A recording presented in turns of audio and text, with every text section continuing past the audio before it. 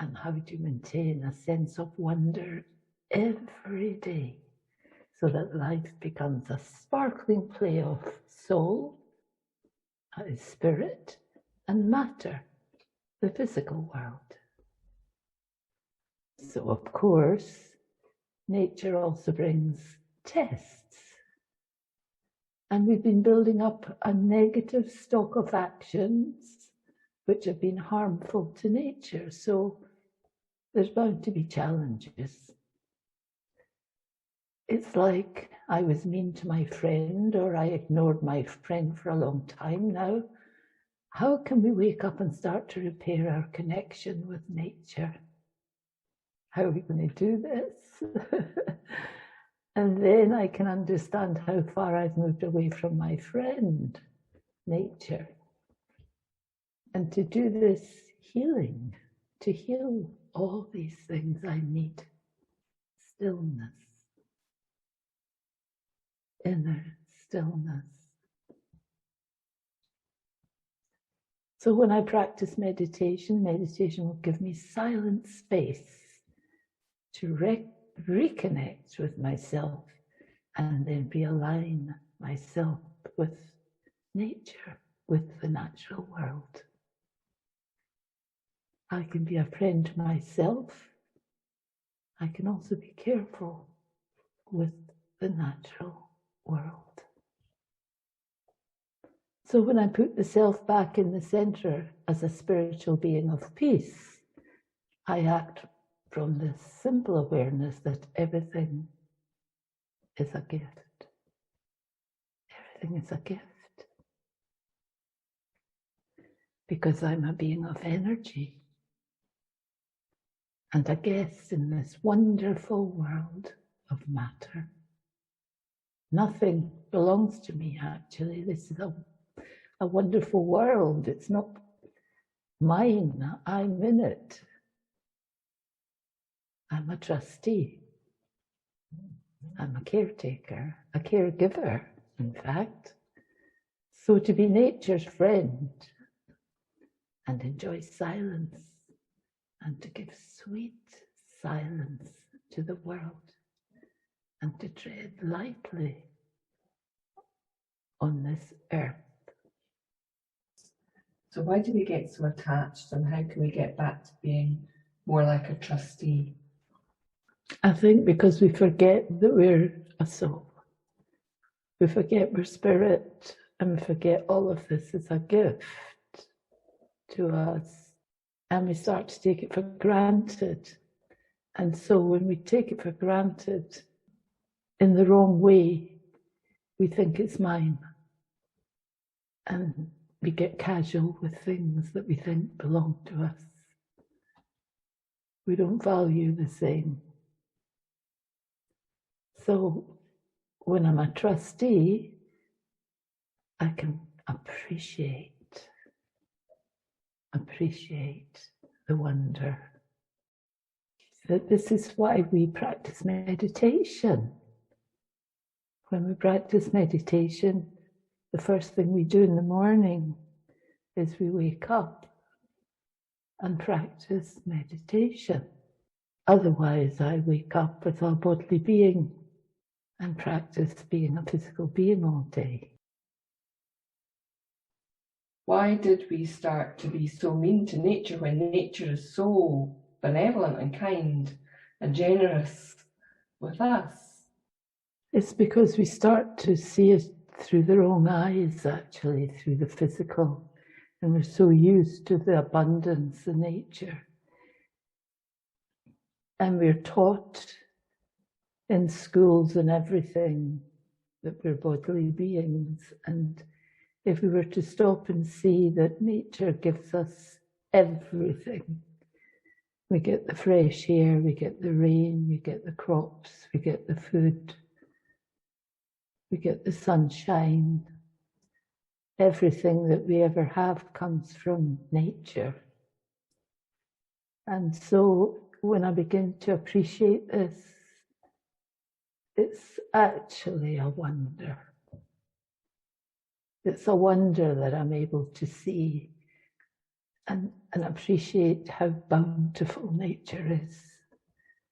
We go to the beach and the waves and the sea and the fresh air. Everything is coming from nature. I sit down to eat my food and the fresh fruit and vegetables, and everything is coming from nature. Furniture, everything's made from nature. The clothes I wear are made from nature. Everything in some way or other is made with the wonder of nature. And when I can begin to appreciate that, it's like, wow, wonderful nature, wonderful nature. What are the best things that we can do or think, or how do we approach that and not get scared, not get, well, I think scared, really afraid, because nature can be very fierce. I think we have to bless nature. When I first started doing meditation, my meditation used to be for myself, all the souls of the world, and for nature. And I did this, and I have been doing this for years, and it might sound a bit strange to say this, but I've always had the feeling that nature won't hurt me.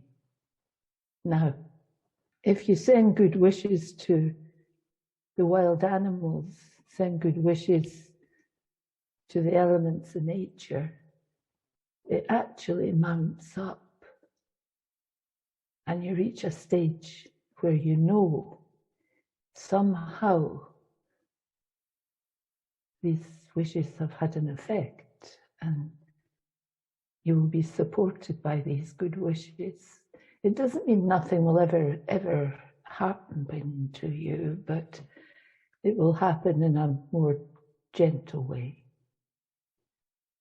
This is how I feel. I mean, I'm not saying anybody else might feel like that, but that's how I feel, because I've given love to nature over a period of time.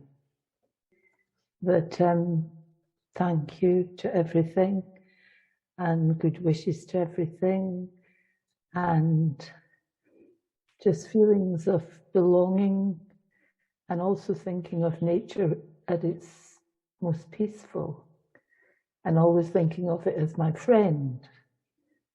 And I play the game now of thinking it as my friend as I go for a walk. And I practice playing with nature. But also the abundance, the wonder that is as if you never go without anything when you start to bless nature. We forget this. And we say, I want, I need, I want, I need. And nature can't cope with that. For all these thousands and millions of people saying, I want, I need, and then they're destroying it. I don't like to hurt anything. But then going beyond that I wants, I'm thinking of things like not harming, as you were saying, not harming, and to do with what I choose to eat or consume. I think that we can make choices. And if we make choices that are just for our own personal greed or comfort, to the extent that it's going to be harmful, then it's we ourselves who will pay the price of that. We think that's the way it is, and everyone's like that. But if I am not making different rules for myself, then I will get the comeback of being overly greedy or overly wanting. So if I can stop that in myself and say, well, I don't really actually need that. I'm fine, and I have everything. And the more I feel like that, the more everything is there. And sometimes I think it's too much. I'm having too much of all the good. Yes, sometimes I do feel that. I think maybe I should even cut back even more because I'm having too much good things, if that makes sense. We don't need very much actually, but we've developed habits of wanting, and there's so much advertising. You need this, you need that, you need the next thing. You'll be sick if you don't have this, you'll be sick if you don't have that. I think if you eat a healthy diet with fresh food and you're grateful to what you have and you don't go too far, I think you hit a balance. Then you'll be comfortable, you'll be really appreciating nature, you won't be pushing too far out to get this, I want that, I want the next thing. And I think that you can be happy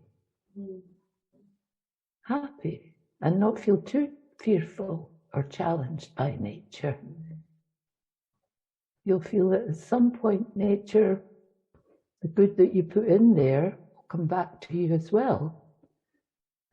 That's interesting, and that's actually going to be a challenging point for some people because there are some very popular ways of thinking that spiritualized nature, that imbue nature with qualities, with divine qualities, you might say. So you're saying nature is a different kind of energy to spiritual energy.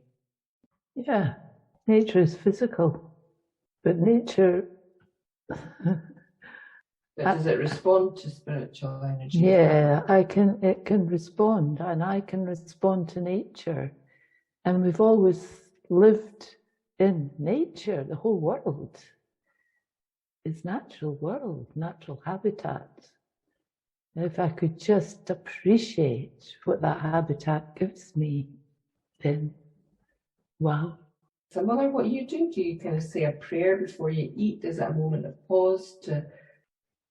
Because of the lifestyle I live, you look at your food and you give it good vibrations and you give it peace, make it like benign. You don't take away any of the harshness that's in the food. I think that's part of the practice. But I do play the game of playing with nature, especially in the winter when you get snowflakes and heavy winds and all the rest of it. I think you take it more for granted in the summertime when it's lovely. I think you have to remember that it's an element and we live in it, and to be comfortable in it and see it as your friend, not hurt it in any way, not harm it in any way. Well, this is interesting because when you try and find a way to live that is friendly to nature, completely friendly to nature, it's almost impossible. So it seems to be like a sliding scale of doing the least harm possible rather than no harm, because even vegetable production or fruit production, I know. everything seems to be tied up with some kind of sadness or suffering or greed. So what's your advice on making the best decisions, doing the best you can with the information you've got, and how do you educate yourself? Just not to go for what I really don't need, and not to push myself to that which is advertised as to supposed to be great, and is it really necessary? Not to hurt that which is around me. I can't do anything about that which is out there, but to send such good wishes to that which is out there, which is having a hard time. The fact that nature, the elements, the physical world is not soul, is not God, but it's an amazing playground for us that we're trustees of. So how does, I know this is a big topic, but how does nature, the physical world, the soul, the spiritual beings that we are, and God, the source, how do the three of those relate to each other? We're different energies, and the highest energy is spiritual energy, But spiritual energy can't live without being in a physical world.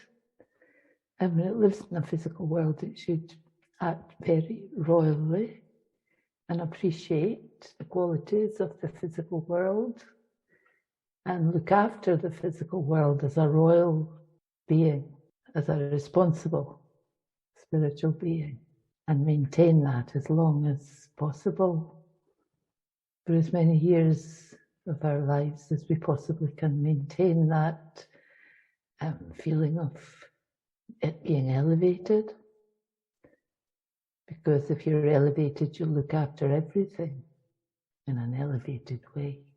The divine is God, and God teaches us, and God is the Father of all the spirits, and we have to not let that one down by being harsh, to maintain our dignity and our responsibilities long as we possibly can, thereby looking after the creation, which is part of the physical, which is the physical world, and all the other people and species in the physical world, and treat them all with respect, including ourselves, paying attention to the self as the trustee of this physical world. Have a look at what it is we use, and do we need to use it? Use what we need, and you'll feel that you have everything, bountiful, plenty. Otherwise, you'll feel you always need, always be needy. And so we don't want to always be needy. We want to feel that we're content. So now I'm going to thank you all for being here and for listening. And we're going to have some meditation. Om Shanti.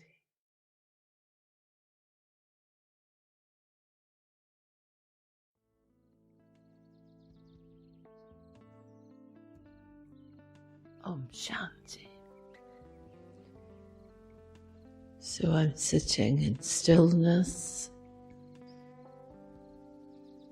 I see myself as nature's friend.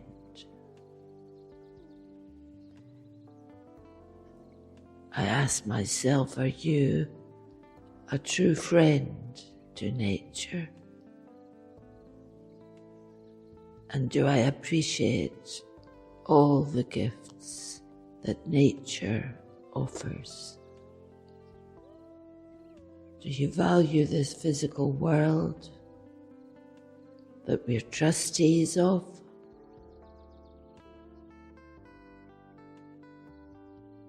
How do you maintain a sense of wonder every day?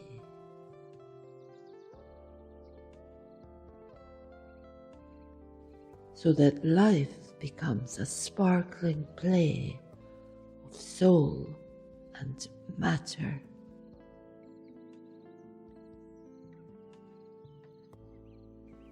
Of course, nature also brings tests.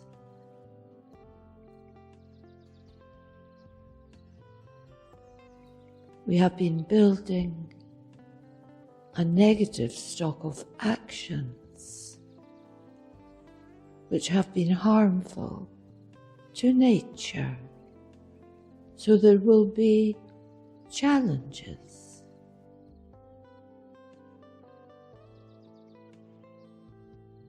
It's like I was mean to my friend, or I ignored my friend for a long time.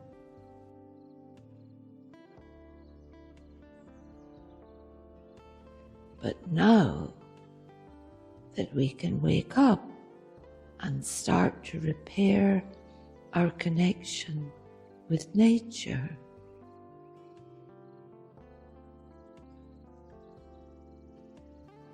first, I need to repair the relationship with my true self, the soul.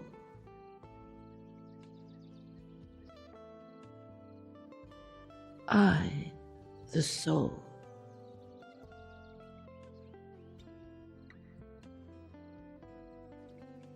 Then I'm able to understand how far I have moved away from my friend, nature.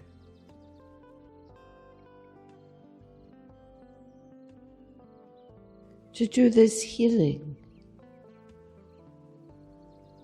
we need stillness.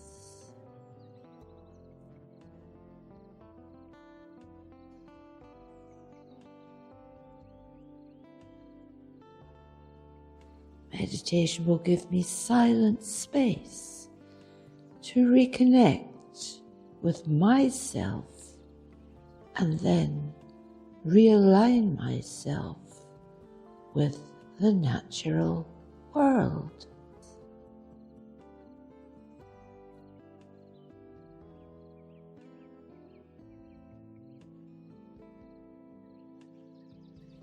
I can be a friend to myself. I can be careful with the natural world.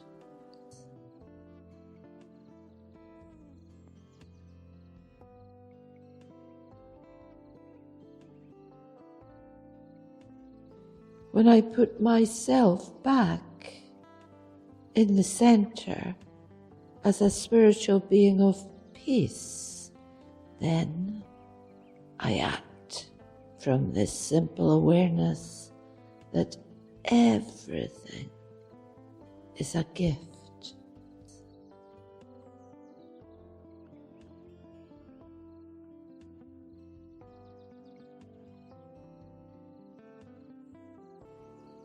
I'm a being of energy and a guest in this wonderful world of matter.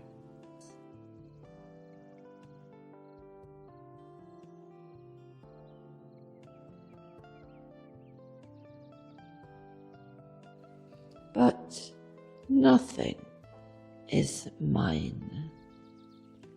I am a trustee.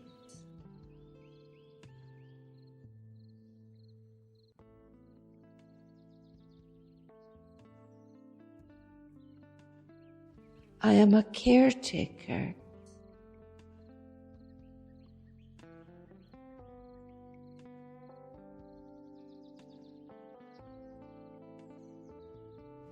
I am a caregiver.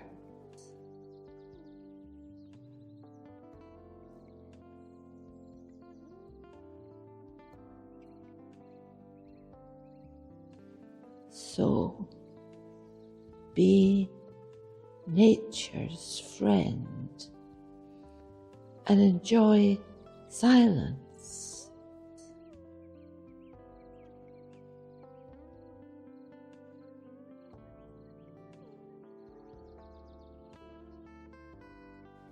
And give sweet silence to the world.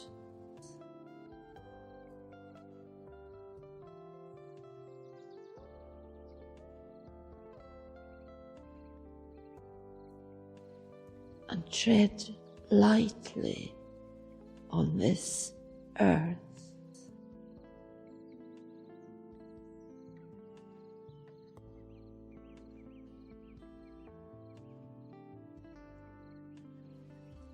I am light. I am a friend. I'm the soul in the center of the forehead.